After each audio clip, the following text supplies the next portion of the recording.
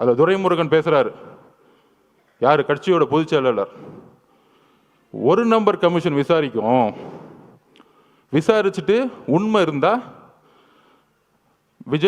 தலைவர் விஜய் மேலே வந்து நடவடிக்கை எடுப்போம், நாங்கள் அதுக்கெல்லாம் பயப்பட மாட்டோம். இவங்க சூழ்ச்சி எங்கே வந்துச்சுன்னு பார்த்தீங்களா?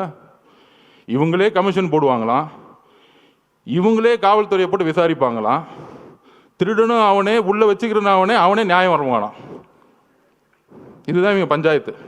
அதிகாரம், அதிகார மமதை.